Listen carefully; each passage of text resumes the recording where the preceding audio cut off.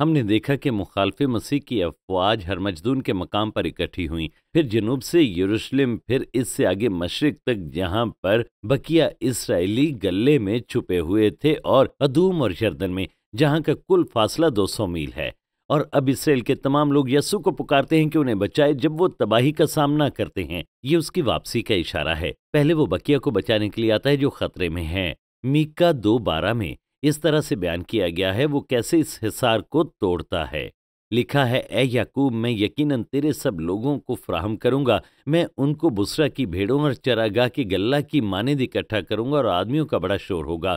توڑنے والا ان کے آگے گیا ہے، وہ توڑتے ہوئے پھاٹک تک چلے گئے اور اس میں سے گزر گئے، اور ان کا بادشاہ ان کے آگے آگے گیا، یعنی خداوند ان کا پیشوا۔ اب وہ ملک سے گزرتا ہے جیسے بجلی مشرق سے مغرب کی طرف کوندتی ہے۔ یہ یردن سے اسرائیل تک ہے، اور وہ دشمن فوجوں کو تباہ کرتا ہے، جیسے یسوع نے کہا کیونکہ جیسے بجلی پورب سے کوند کر پچھم تک دکھائی دیتی ہے، ویسے ہی ابن آدم کا آنا ہوگا۔ جہاں مردار ہے وہاں گدھ جمع ہو جائیں گے۔ یہ مخالف مسیح کی فوجیں ہیں جن کا یہاں ذکر ہے۔ یہ متی 24ویں باب کی 7ویں اور 8ویں آیت میں ہے۔ اب وہ حکمت عملی کے ساتھ مسیح کی فوجوں کو تباہ کرنا شروع کرتا ہے، انہیں حوض میں انگوروں کی طرح مسلتا ہے اور بسرا سے اسرائیل تک جاتا ہے۔ اس سے یسایہ 63:1-6 میں بیان کیا گیا ہے، جو دکھاتا ہے کہ وہ اسرائیل کو بچانے کے لیے آتا ہے اور اپنے دشمنوں کو تباہ کرتا ہے، پھر مکمل فتح حاصل کرنے پر کوہ زیتون پر فتح مندی کے نعرے کے ساتھ اپنا قدم رکھتا ہے۔ زکریا 14:3 میں لکھا ہے، تب خداوند خروج کرے گا اور ان قوموں سے لڑے گا جیسے جنگ کے دن لڑا کرتا تھا، اور اس روز کوہ زیتون پر جو یروشلم کے مشرق میں واقع ہے کھڑا ہوگا، اور کوہ زیتون بیچ سے پھٹ جائے گا اور اس کے مشرق سے مغرب تک ایک بڑی وادی ہو جائے گی۔ وہ جسمانی طور پر اسی طرح لوٹے گا جیسے اسی جگہ پر پیشن گوئی کے مطابق اعمال پہلے باب میں اٹھایا گیا تھا۔ زکریا 14ویں باب کی 6 سے 7ویں آیت میں لکھا ہے، اور اس روز روشنی نہ ہوگی اور اجرام فلک چھپ جائیں گے، پر ایک دن ایسا آئے گا جو خداوند ہی کو معلوم ہے، وہ نہ دن ہوگا نہ رات، لیکن شام کے وقت روشنی ہوگی۔ پھر 9ویں آیت میں لکھا ہے، اور خداوند ساری دنیا کا بادشاہ ہوگا۔ اس دن فطری روشنی نہ ہوگی، فطری روشنی کے چھپ جانے کے باعث، اس لیے روشنی نہ ہوگی، مگر یہ رات بھی نہیں ہوگی، کیونکہ زمین اس کے جلال سے روشن ہوگی۔ یہ ایک منفرد دن ہوگا۔ پھر شام کے وقت روشنی ہوگی، اور پھر یسوع مصیبتوں میں تباہ ہونے والی زمین کو بحال کرے گا اور اسرائیل کو پھر سے قائم کرے گا اس وادی کے ذریعے جو کوہ زیتون سے تخلیق ہوگی۔ زکریا 14:8 میں یوں مرقوم ہے، اور اس روز یروشلم سے آب حیات جاری ہوگا، جس کا آدھا بحر مشرق کی طرف بہے گا اور آدھا بحر مغرب کی طرف۔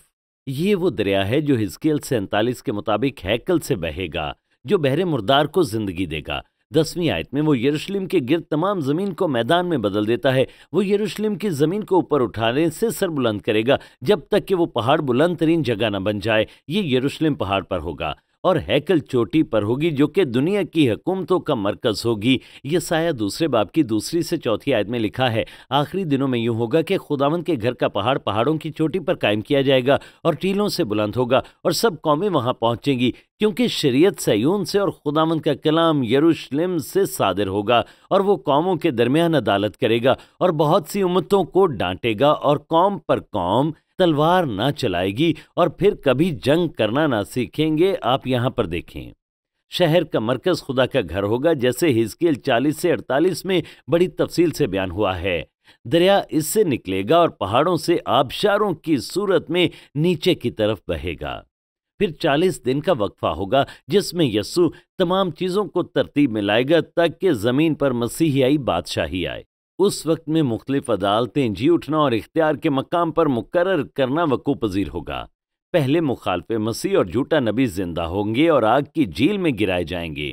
مکاشفہ 19:20 میں لکھا ہے، اور وہ حیوان اور اس کے ساتھ وہ جھوٹا نبی پکڑا گیا، وہ دونوں آگ کی اس جھیل میں زندہ ڈالے گئے جو گندھک سے جلتی ہے، یعنی انہیں آگ کی جھیل میں ڈالا جائے گا۔ وہ کسی بھی اور سے 1000 سال پہلے یہاں ڈالے جائیں گے۔ दूसरी बात, तबलीग को 1000 साल के लिए अथाह गड्ढे में डाला जाएगा। इसका जिक्र मुकाशवा 20 से 1 से 3 में है। फिर मैंने एक फरिश्ते को आसमान से उतरते देखा, जिसके हाथ में अथाह गड्ढे की कुंजी और एक बड़ी जंजीर थी। उसने उस अजदहा यानी बड़े सांप को, जो इब्लीस और शैतान है, पकड़कर 1000 बरस के लिए बांधा और उसे अथाह गड्ढे में डालकर बंद कर दिया और उस पर मोहर कर दी, ताकि वो 1000 बरस के पूरे होने तक कौमों को फिर गुमराह न करे। इसके बाद जरूर है कि थोड़े अरसे के लिए उसे खोला जाएगा।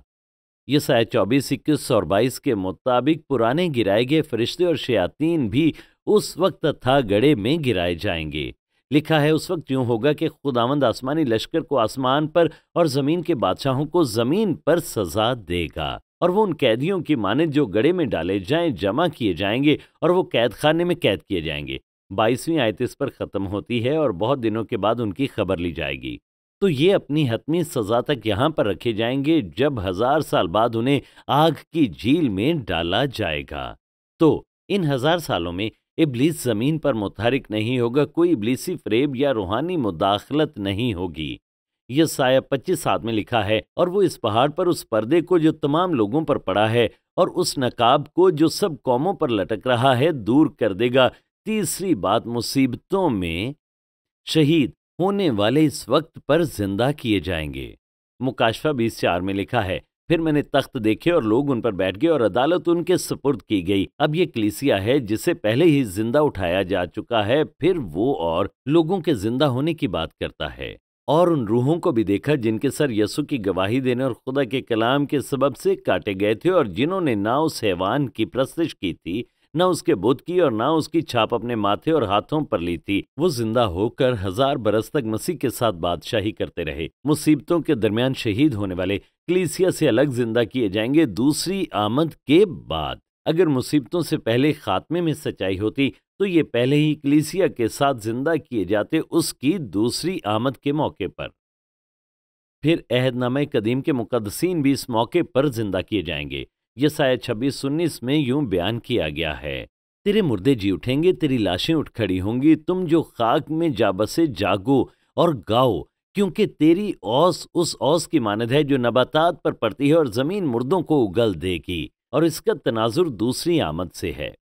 दानियल 12:2 में भी इसका जिक्र है, जो बयान करता है कि दूसरी आमद पर क्या होगा। और जो खाक में सो रहे हैं उनमें से बहुतेरे जाग उठेंगे, बाज हयाते अबदी के लिए और बाज रुसवाई और जिल्लत अबदी के लिए। और फिर आप देखें 13वीं आयत में खुदा दानियल को उस वक्त में उसका जी उठना दिखाता है, पर तू अपनी राले जब तक के मुद्दत पूरी ना हो, क्योंकि तू आराम करेगा और अय्याम के इख्तिताम पर अपनी मेरास में उठ खड़ा होगा। अहदनामे कदीम के मुकद्दसीन और मुसीबतों में शहीद होने वाले उसी अदालत का सामना करेंगे जिसका कलीसिया ने किया तख्ते अदालत से पहले। वहां वो अजर पाएंगे और 1000 साला बादशाही में इख्तियारात, जैसे 12 रसूल 12 कबीलों पर हुक्मरानी करेंगे। बाइबल कहती है तमाम लोग जिंदा किए जाएंगे, मगर एक वक्त में नहीं। बाइबल 2 क़यामतों का जिक्र करती है, रास्तबाजों का अब्दी जिंदगी के लिए जी उठना और बदकारों का अब्दी सजा के लिए जी उठना। और फिर आप देखें यूहन्ना 5:28 में यसु ने कहा, जितने कब्रों में हैं उसकी आवाज सुनकर निकलेंगे, जिन्होंने नेकी की है जिंदगी की क़यामत के वास्ते और जिन्होंने बदी की सजा की क़यामत के वास्ते। अमाल 24:15 में लिखा है, रास्तबाजों और नारास्तों दोनों की क़यामत होगी। मुकाशवा 20 जाहिर करता है कि इन क़यामतों को 1000 साल के लिए अलग किया गया है। हमने देखा तमाम ईमानदार इन 1000 सालों से पहले जिंदा किए गए और यूं ईमानदारों की क़यामत मुकम्मल हुई। बाकी यानी गैर ईमानदार 1000 साल के बाद ही जिंदा किए जाएंगे, और इसका जिक्र मुकाशवा 20, 5 और 6 में मौजूद है। और जब तक 1000 बरस पूरे ना हो गए बाकी मुर्दे जिंदा ना हुए। पहली क़यामत यही है। मुबारक और मुकद्दस वो है जो पहली क़यामत में शरीक हो। ऐसों पर दूसरी मौत का कुछ इख्तियार नहीं, बल्कि वो खुदा और मसीह के काहिन होंगे और उसके साथ 1000 बरस तक बादशाही करेंगे। खुदा के क़यामत के प्रोग्राम का खुलासा पहला ग्रंथियों 15वें बाब की 20वीं आयत में किया गया है। लेकिन फिल वाक़े मसीह मुर्दों में से जी उठा है और जो सो गए हैं उनमें पहला फल हुआ। 22वीं आयत, और जैसे आदम में सब मरते हैं वैसे ही मसीह में सब जिंदा किए जाएंगे, लेकिन हर एक अपनी अपनी बारी से। اب باری سے مراد کسی فوج کی کسی کمپنی کی ترتیب ہے جس میں مختلف جوانوں کو مختلف دستوں میں رکھا جاتا ہے، تو خدا انسانوں کے ایک دستے کو ایک وقت میں زندہ کرے گا۔ پہلا پھل مسیح لکھا ہے، اس میں وہ بھی شامل ہیں جو اس وقت زندہ کیے گئے۔ پھر لکھا ہے، اس کے بعد پھر مسیح کے آنے پر اس کے لوگ، یہ وہ باقی ایماندار ہیں جو دوسری آمد کے وقت اٹھائے جائیں گے۔ پھر 24ویں آیت میں لکھا ہے، اس کے بعد آخرت ہوگی۔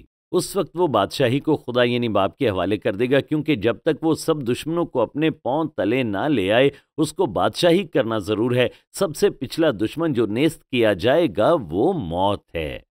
تو آخرت آخری وقت کا حوالہ دیتی ہے، مسیحی بادشاہی کی آخرت، جب تمام غیر ایماندار دوسری قیامت میں زندہ کیے جائیں گے، اور پھر موت مکمل طور پر شکست خوردہ ہوگی، کیونکہ اب ہر کوئی زندہ ہو چکا ہوگا۔ پہلی قیامت کا مزید تفصیلی خلاصہ یہ ہے، پہلے مسیح پہلا پھل اور وہ جو اس کے ساتھ زندہ کیے گئے، جیسے متی 27:52 میں لکھا ہے، اور قبریں کھل گئیں، اور بہت سے جسم ان مقدسوں کے جو سو گئے تھے جی اٹھے، اور اس کے جی اٹھنے کے بعد قبروں سے نکل کر مقدس شہر میں گئے اور بہتوں کو دکھائی دیے۔ پھر نمبر 2 کلیسیا، خاتمے سے پہلے۔ پھر تیسرے 2 گواہ اور 1,44,000 مصیبت کے دوران۔ پھر نمبر 4 پرانے عہد کے مقدسین اور مصیبتوں کے درمیان شہید ہونے والے۔ دوسری قیامت میں پہلے مخالف مسیح اور جھوٹا نبی جو کہ دراصل دوسری آمد پر خصوصی طور پر زندہ کیے جائیں گے۔ اور پھر نمبر 2 بقیہ غیر ایماندار جو عالم ارواح میں رکھے گئے تھے 1000 سال کے اختتام تک، اپنے جی اٹھنے تک، اور یسوع کی دوسری آمد کے بعد اس وقت کے دوران ان کی بھی عدالت ہوگی، جو مصیبتوں کے آخر تک زندہ ہوں گے۔ اور ہم یہ سیکھ چکے ہیں کہ تمام مصیبتوں کا دور عدالت کا وقت ہوگا، خصوصاً اسرائیل کے لیے، مگر آخر پر تمام اسرائیل نجات پائے گا۔ پھر دوسری آمد پر اسرائیل کے لیے کوئی عدالت نہ ہوگی۔ یسوع نے دنیا کے چاروں کونوں سے اکٹھا کرے گا تاکہ وہ اس بادشاہی میں زمین پائیں۔ تاہم غیر قوموں کی عدالت ہوگی، جہاں یسوع ایمانداروں کو غیر ایمانداروں سے الگ کرے گا۔ مصیبت کے واقعات کی فطرت یہ ہے کہ ہر کسی کو فیصلہ کرنے پر مجبور کیا جائے گا کہ وہ مسیح کے ساتھ ہوں یا اس کے خلاف۔ ایماندار بادشاہی پائیں گے، جبکہ غیر ایماندار ختم نہ ہونے والی آگ میں جائیں گے۔ اس کا اظہار گندم اور بھوسے کی تمثیل میں ہے، جہاں متی 13 میں اچھے اور کڑوے دانوں کا ذکر ہے۔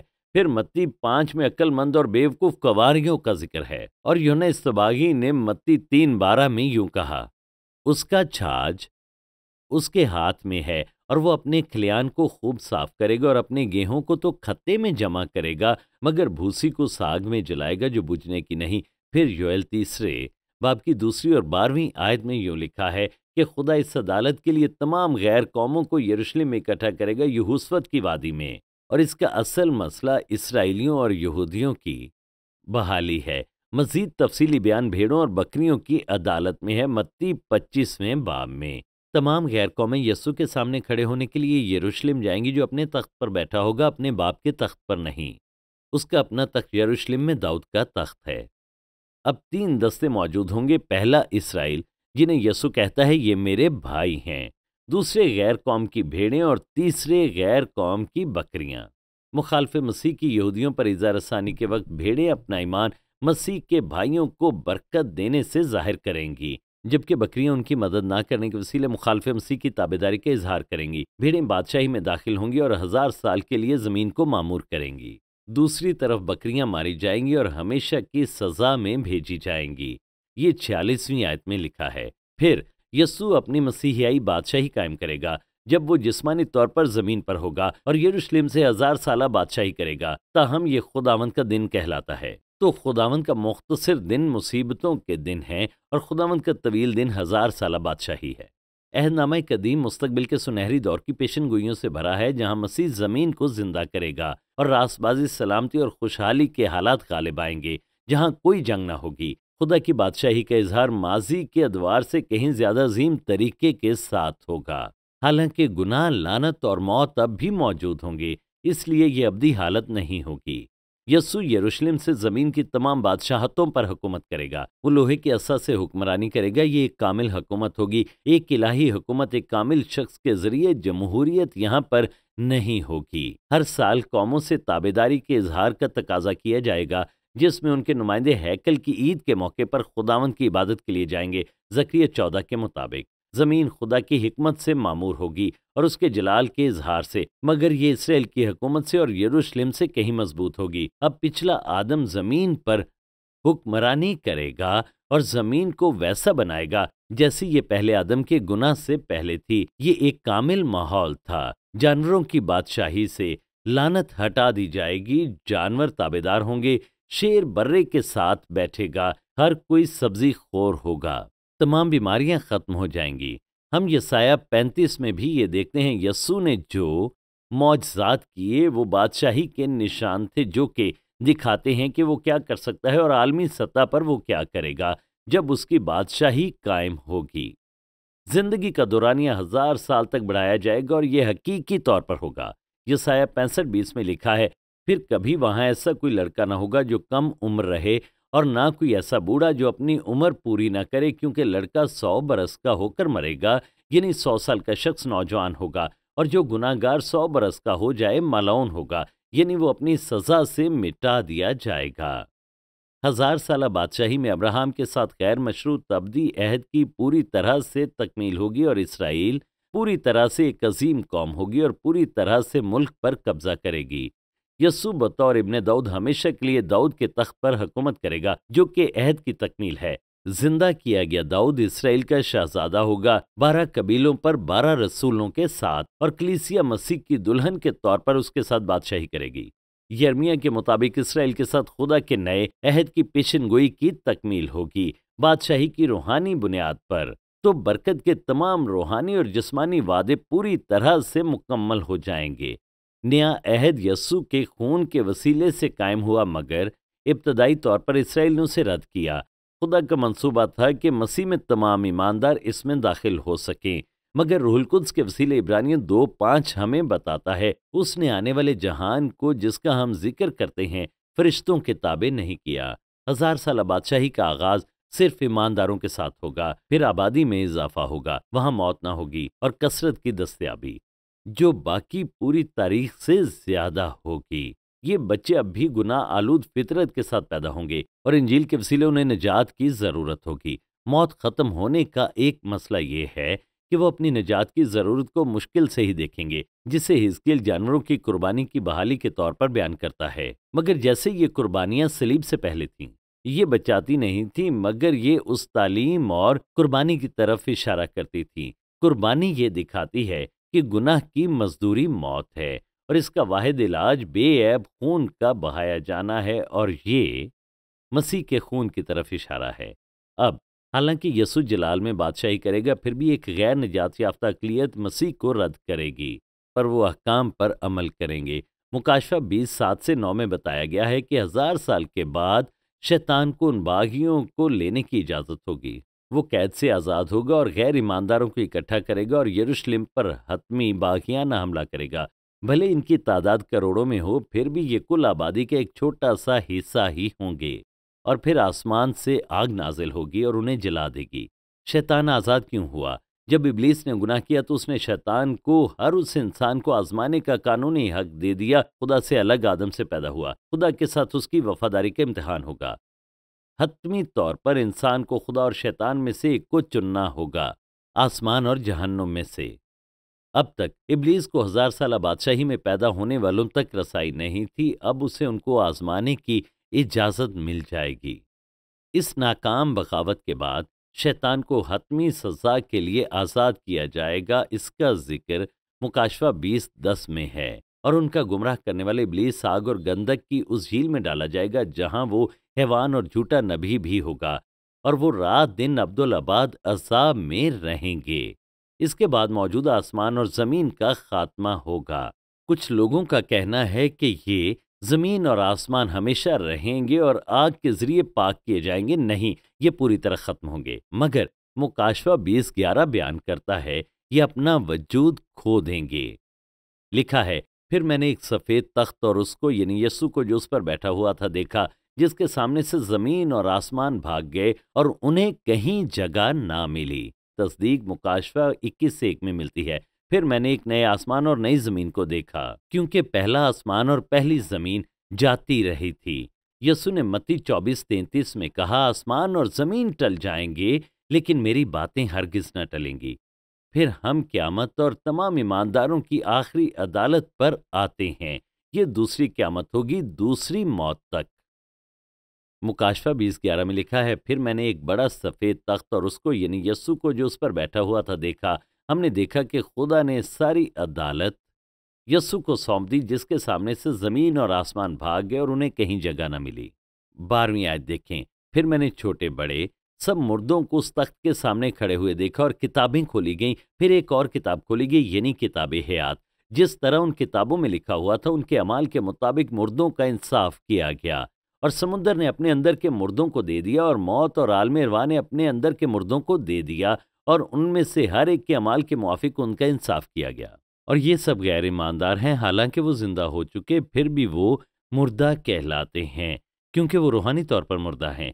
ये किताबें उनकी ज़िंदगी का तफसीली हिसाब रखती हैं। वो पहले ही गुनाहगार साबित हो चुके हैं, मगर किताबें उनकी सज़ा के तयन के लिए खोली गईं। बरे की किताब हयात खुदा के ख़ानदान का तस्वीरी मजमुआ है, जिसने इजहार किया कि उन्होंने मसीह के खून के वसीले अपनी निजात की पेशकश को ठुकरा दिया था। फिर 14वीं आयत में लिखा है, फिर मौत और आलम अरवा की आग झील में डाले गए। ये आग की दूसरी मौत है, और जिस किसी का नाम किताब हयात में लिखा हुआ ना मिला, वो आग की झील में डाला गया। आग की झील खोए हुओं की अबदी मंजिल की आखिरी हालत है। ये दूसरी मौत कहलाती है। पहली मौत रूह का बदन से जुदा होना है, दूसरी मौत इससे कहीं बुरी है। ये इंसान की खुदा की भलाई से हतमी अलहदगी है। आग की झील मुसलसल अबदी सजा की जगह है। आप देखें, मत्ती 24:46 में यही लफ्ज खत्म ना होने वाली शरीरों की अबदी सजा और ईमानदारों की अबदी जिंदगी के लिए भी इस्तेमाल हुआ है। यसु ने अक्सर मौकों पर यूनानी लफ्ज गहना का इस्तेमाल किया। इब्रानी के लफ्ज हिनूम की वादी के बाद ये सबसे ज्यादा इस्तेमाल हुआ, जो कि यरूशलेम की एक वादी है। और यरूशलेम के लिए ये कूड़े का ढेर थी, जहां मुसलसल आग और गलने सड़ने का अमल था। अब्दियत में कोई गुनाह ना होगा। हर घुटना, हत्ता कि शैतान का घुटना भी उसके आगे झुकेगा, और हर दुश्मन शिकस्त खुर्दा होगा। इसलिए हर कोई गुनाह से रुकने के लिए दर्द के एक म्यार तक बर्दाश्त करेगा, और ये सज़ा के मुख्तलिफ दर्जात से मुतल्लिक है। जबकि आलम अरवा सिर्फ जानों की सज़ा की जगह है, और गहना जान और बदन दोनों की सज़ा की जगह है। और यस्सु ने खबरदार किया कि खुदा बदन और जान दोनों को गहना में तबाह करेगा। यस्सु ने 3 बार इस दोहरी सज़ा से खबरदार किया और गहना के बारे में खबरदार किया। मरकस 9:48 से 50 में यस्सु ने इसका जिक्र किया। 48वीं आयत में लिखा है, जहां उनका कीड़ा नहीं मरता। ये कीड़ा बातनी पछतावा है, जो बातन में असियत देता है। और फिर यहाँ लिखा है, और आग नहीं बुझती, और ये आग बैरूनी तौर पर बदन की सजा है। अब आप देखें 49वीं आयत, क्योंकि हर शख्स आग से नमकीन किया जाएगा। उन दिनों नमक को खराब होने से बचाने के लिए इस्तेमाल किया जाता था, और इसी तरह जहन्नुम की आग उन्हें गुनाह से रोकने के लिए है। हर शख्स आग से नमकीन किया जाएगा। 50वीं आयत में लिखा है, अपने में नमक रखो और एक दूसरे के साथ मेल मिलाप से रहो। यानी खुदा किसी न किसी तरह आपको गुनाह से रोकेगा, भले ये उसके फजल से हो, यानी आपके अंदर नमक हो, या उसकी आग से जो आपके बाहर होगी। तो गुनाह को रोकने के लिए अपने अंदर खुदा के फजल को पाएं, ताकि वो आपको आग से नमकीन ना करे। आखिरकार हतमी मरहले का जिक्र मुकाशफा 21वें और 22वें बाब में है, जो कि बाइबल के आखिरी 2 अबवाब हैं। इस मौजूदा कायनात में गुनाह जाहिर होगा और इससे हमेशा के लिए निपटा जाएगा, और हतमी मरहले में मुकम्मल कामलियत, मुकम्मल रास्तबाजी होगी, जब खुदा का हतमी मकसद पूरा होगा। खुदा और इंसान हमेशा के लिए मुत्तहिद हो जाएंगे खुदा के जलाल में। मुकाशफा 21:1 में लिखा है, फिर मैंने एक नए आसमान और ज़मीन को देखा। फिर मैंने शहर मुकद्दस नए यरूशलेम को आसमान पर से खुदा के पास से उतरते देखा, और वो दुल्हन की मानेदा रास्ता था, जिसने अपने शौहर के लिए श्रृंगार किया हो।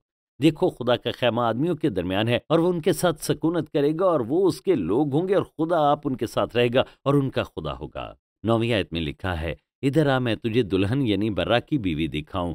उसमें खुदा का जलाल था, और उसकी चमक निहायत कीमती पत्थर यानी उस यशब की सी थी, जो बलौर की तरह शिफाफ हो। अब शहर बुनियादी तौर पर इमारतों की तरह नहीं, बल्कि उसके लोग हैं, और तमाम बरगजीदा दुल्हन की शक्ल में इकट्ठे होंगे, और वो उस शहर में रहेंगे। 22वीं आयत में कुछ इस तरह से लिखा है, मैंने उसमें कोई मकदस ना देखा, इसलिए कि खुदावंद कादिर मुतलक और बर्रा उसका मकदस हैं। मकदस की इमारत की ज़रूरत ना रहेगी, जो कि खुदा के हतमी मकदस की किस्में हैं, जो कि अब अबदी हालत में मुकम्मल होंगी। मकदस में दो बुनियादी अनासर होते हैं, पहला मकदस खुद होता है और दूसरा खुदा जिसकी हजूरी और जलाल इसमें सकूनत करता है। मुकाशफा 21:23 में लिखा है, और उस शहर में सूरज या चांद की रोशनी की कुछ हाजत नहीं, क्योंकि खुदा के जलाल ने उसे रोशन रखा है और बर्रा उसका चराग है।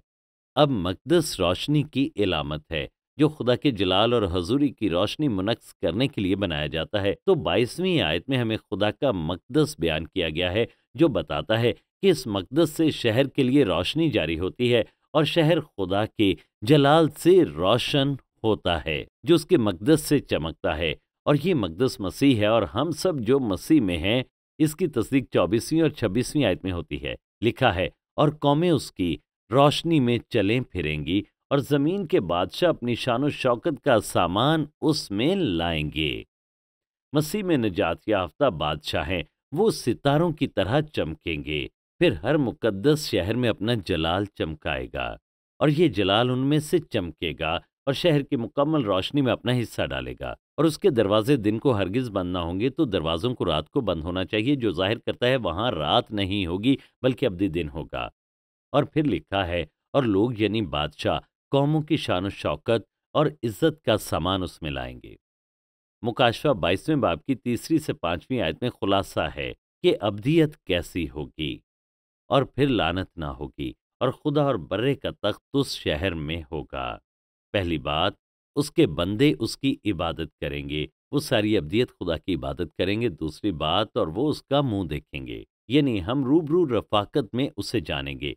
तीसरी बात, और उसका नाम उनके माथों पर लिखा हुआ होगा, यानी हम पूरी तरह खुदा के हैं, हम उसकी मानिद होंगे और उसकी फितरत पाएंगे। और फिर रात ना होगी, कोई तारीकी ना होगी, और वो चिराग और सूरज की रोशनी के मोहताज ना होंगे, क्योंकि खुदावंद खुदा उनको रोशन करेगा। आखिरी बात यहाँ लिखा है, और वो अब्दुल आबाद बादशाही करेंगे। तो यकीनी बनाएं कि ज़्यादा से ज़्यादा लोगों की मदद कर सकें कि वो इस अजीम मुस्तकबिल से लुत्फानंदोज़ हों, बजाय इसके कि खौफनाक अब्दी आग की सज़ा के मुस्तहिक हों।